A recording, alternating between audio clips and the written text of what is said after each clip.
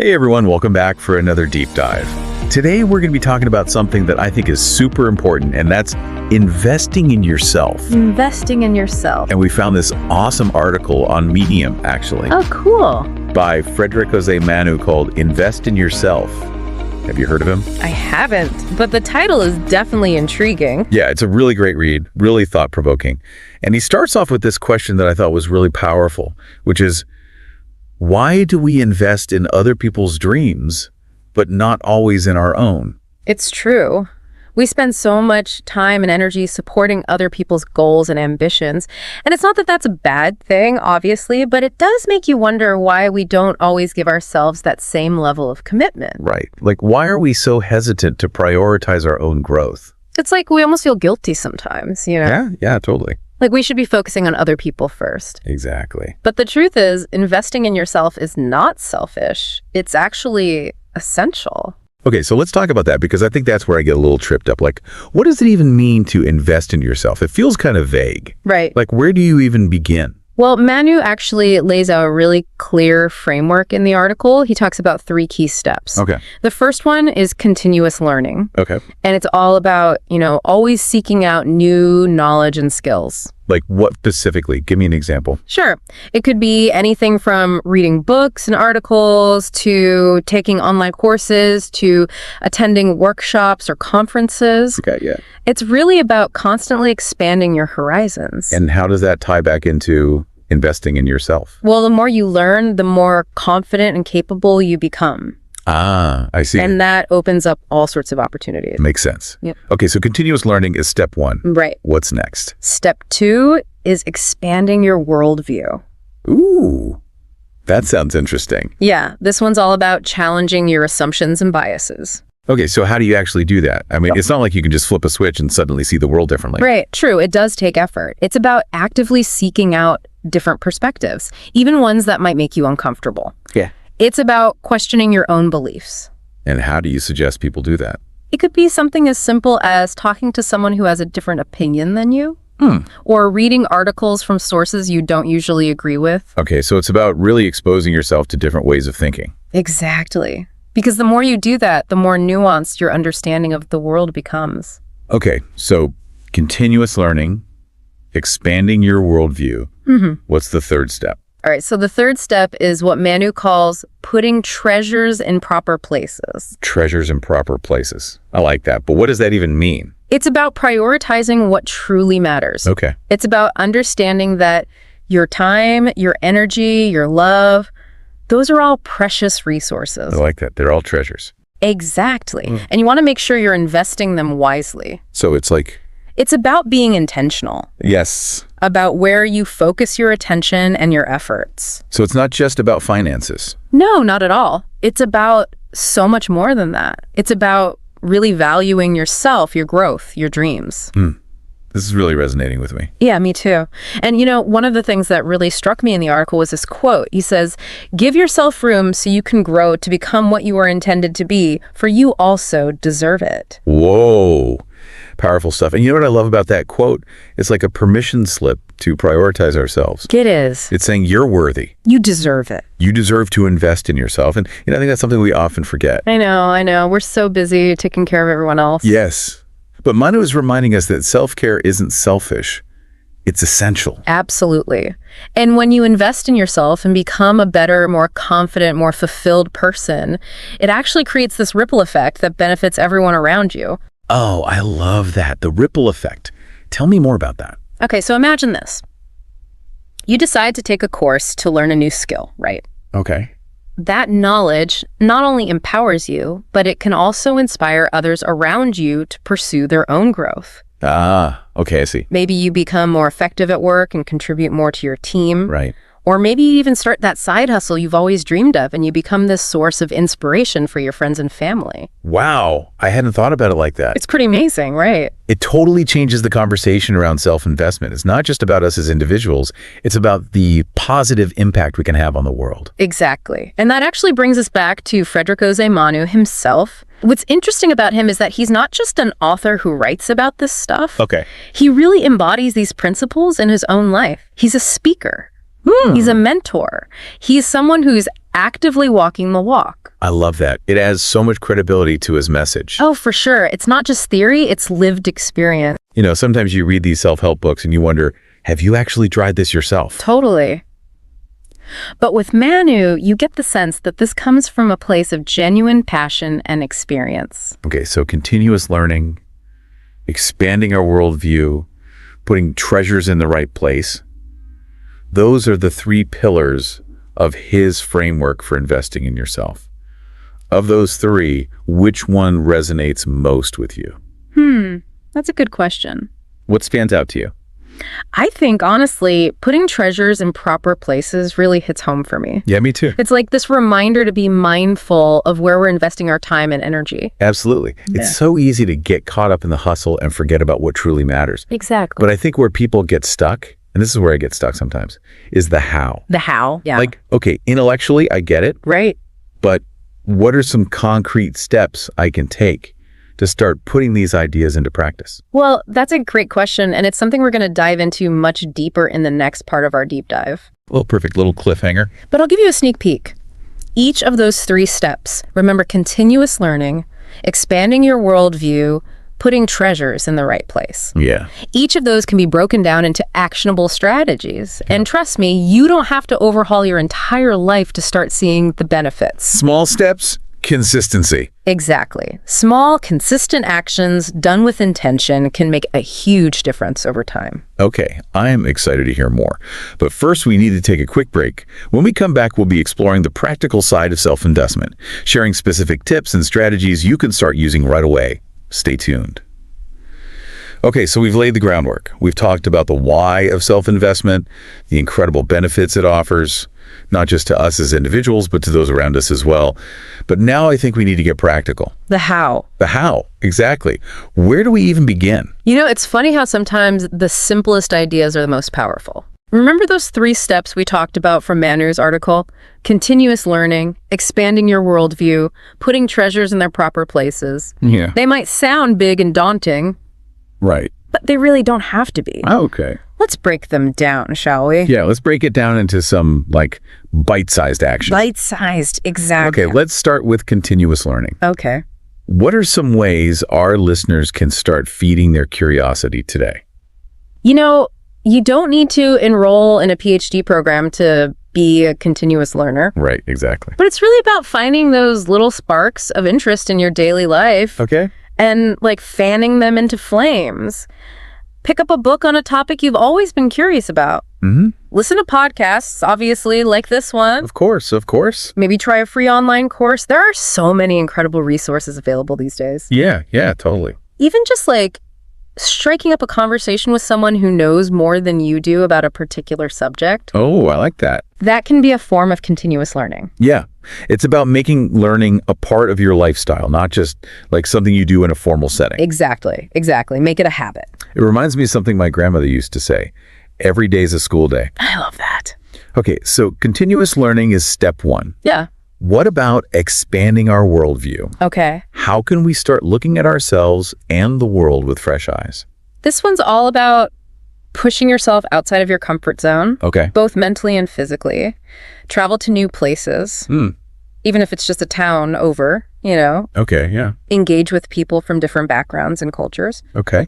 Try a new activity you've always been intimidated by. Okay. And how does that help expand your worldview? Well, it exposes you to new ideas, new ways of thinking, new ways of being. Okay. And it helps you break free from your own limited perspective. So it's about challenging your assumptions, basically. Yeah, exactly. It's about recognizing that there's always more to learn, more to experience, more to understand. And here's a big one. Okay. Actively seek out viewpoints that challenge your own. Wait, hold on. Are you suggesting I go out of my way to, like, read articles or listen to podcasts that I know I'm going to disagree with? Yes, that's exactly what I'm suggesting. Why would I do that? Because it's so easy to get stuck in what we call an echo chamber. An echo chamber, okay. Surrounded by people who think and believe the same things we do. Right. But real growth happens when we're willing to consider different perspectives, even the ones that might initially make us uncomfortable. So it's about being open-minded. Open-minded, exactly. And it's about being willing to, stretch our minds a little bit, expand our understanding of the world. Okay, so it's about intentionally exposing ourselves to diverse viewpoints. Diverse viewpoints, exactly. Even the ones that might make us, squirm a little bit. Yeah. Okay, got it. All right, let's move on to the third step in Manu's framework. All right, this is the one I'm most curious about. Putting treasures in their proper places. Putting treasures in their proper places. Can you break that down for me, for our listener? Think of it like this. You have a limited amount of time and energy, right? Right. These are your most valuable resources. Yeah. Your personal treasures. Okay. Putting treasures in their proper places is about making conscious choices about where you invest those resources. Okay. Are you spending your time on activities that truly matter to you? Okay. Are you nurturing relationships that bring you joy and support? Right. Are you taking care of your own well-being? So it's about aligning our actions with our values. Aligning actions with values. Making sure we're not squandering our precious time and energy on things that don't ultimately serve us. Exactly. It's about prioritizing what truly matters Yeah. and letting go of the things that drain us or hold us back. And that includes letting go of limiting beliefs about ourselves. Okay. Manu talks about the importance of recognizing our own worth, our own potential. Yeah. We're often so quick to invest in others, but we forget that we deserve that same level of investment. It's funny you say that quote we talked about earlier, the one about giving ourselves room to grow. Yeah. It really struck a chord with me. Give yourself room so you can grow to become what you were intended to be, for you also deserve it. Powerful. Right. It's like a permission slip to prioritize ourselves, to invest in our own dreams and aspirations. It is. And it's a reminder that self-investment isn't selfish. It's essential. It is. It's like when you invest in yourself, you become the best version of yourself. Yeah. And that best version of you can show up more fully for others, contribute more meaningfully to the world, and inspire those around you to do the same. Right. Remember that ripple effect we talked about? Yeah. It all starts with taking care of ourselves. So how do we start putting treasures in their proper places in a practical sense? What are some tangible actions our listeners can take? Okay. Let's start with the most fundamental treasure. Okay. Yourself. How are you investing in your own well-being? Okay. Yeah. Are you getting enough sleep? Right. Are you nourishing your body with healthy foods? These are all important things. They are.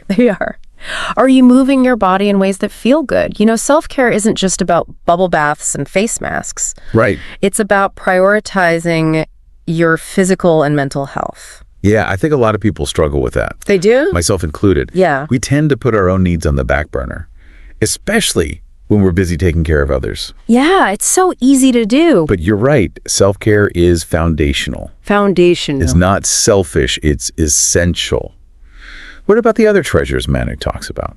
Our relationships, our time, our finances. Okay, well, these are all interconnected. When you're taking care of yourself, you're better equipped to nurture your relationships. Okay, yeah. Make time for the people who matter most, even if it's just a quick phone call or a shared meal. Yeah. And don't underestimate the power of simply being present, truly listening and engaging with those around you. Okay. And as for time, it's our most precious and finite resource. Yeah, it really is. Are you spending it in ways that align with your values?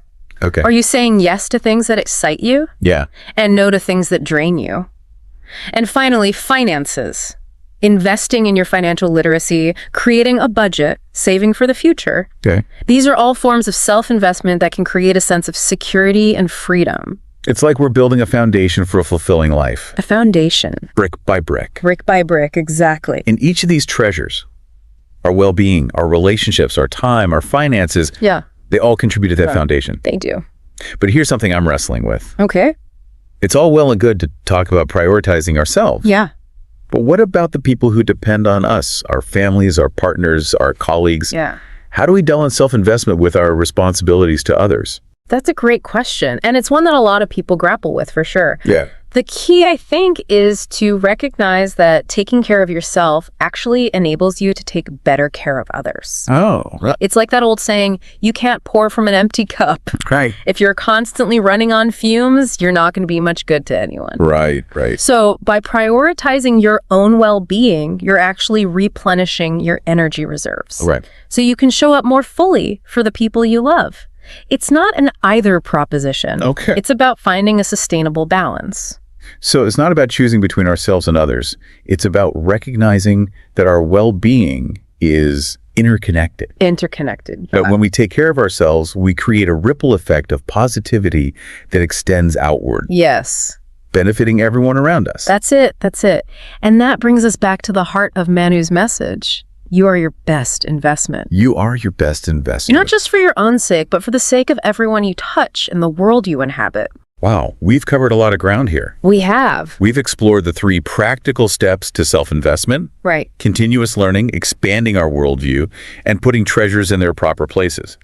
And we've talked about how these seemingly small actions can have a profound impact on our lives and the lives of those around us. But before we wrap up this part of our deep dive, I want to shift gears just slightly. Oh, this sounds interesting. Well, we've talked about the what and the how of self-investment, but I think there's another important element we need to consider. Okay. The why. The why. Why is it so crucial to invest in ourselves? Not just for our own benefit, but for the greater good. Now, that is a profound question. Yeah. And I think it takes us beyond the individual level Okay. and into the realm of our collective potential. Okay, I'm intrigued. Tell me more. Think about it this way. When we invest in ourselves, we're not just improving our own lives, we're also contributing to a better world. When we're confident, fulfilled, and empowered, we're more likely to pursue our passions, use our talents to make a difference, and inspire others to do the same. It's like that ripple effect we talked about, Yeah. but on a larger scale. On a larger scale, exactly. It's about recognizing that our own growth and well-being are inextricably linked to the well-being of those around us and the world at large. Yes, yes. When we invest in ourselves, we're investing in a brighter future for everyone. I love that. It's like we're all part of this grand tapestry. Your tapestry, yeah. And each thread represents an individual's journey of self-discovery and contribution. Beautiful. And by investing in ourselves, we're weaving a richer, more vibrant tapestry for everyone. Beautifully put. Beautifully put. And that brings us back to the central message of Manu's article. You are your best investment. Not just for your own sake, but for the sake of everyone you touch and the world you inhabit. Okay, we've covered so much in this deep dive.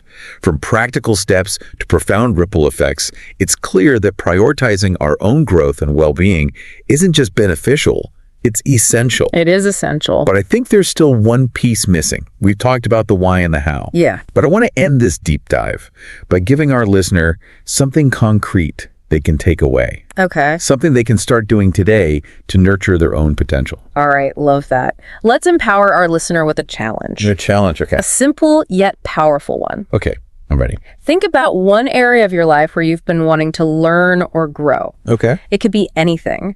A new skill, a deeper understanding of a subject, even just exploring a new hobby.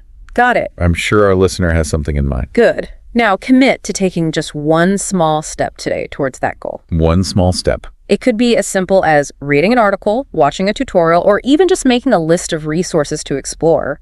The key is to take action, Okay. however small, and start building momentum. I love that. It's about making self-investment a daily practice, not just a once in a while grand gesture. Exactly. It's about consistency. Yeah, even though this deep dive is coming to a close, the journey of self-investment never truly ends, does it? It really doesn't. It's an ongoing process. It's an ongoing process of exploration, growth, and becoming the best versions of ourselves. The best versions of ourselves. And that's what makes it so exciting.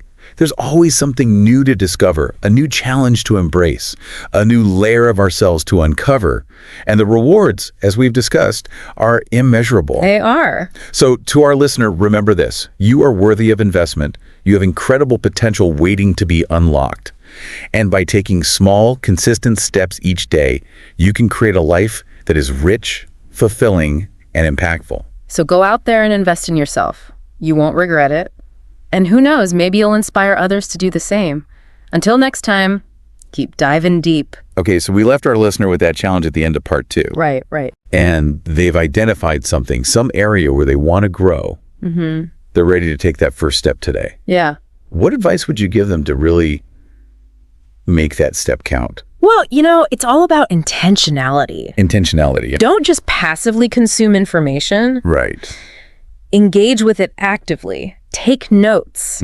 Ask questions. Yeah. Make connections to things you already know. Okay. And most importantly, I think about how you can apply what you're learning to your own life. I love that. It's not just about acquiring knowledge. Right. It's about putting it into practice. Exactly, making it meaningful. Yeah, making it meaningful. And, even though this deep dive is coming to a close, the journey of self-investment never truly ends, does it? It really doesn't. It's something we have to continuously cultivate. Absolutely. It's an ongoing process. An ongoing process. Of exploration, growth, becoming the best versions of ourselves. And that's what makes it so exciting. It is exciting. There's always something new to discover, a new challenge to embrace, a new layer of ourselves to uncover. And the rewards, as we've discussed, are immeasurable. They are. So to our listener, remember this. You are worthy of investment. You have incredible potential waiting to be unlocked. And by taking small, consistent steps each day, you can create a life that is rich, fulfilling, and impactful. So go out there and invest in yourself. You won't regret it. And who knows, maybe you'll inspire others to do the same. Until next time, keep diving deep.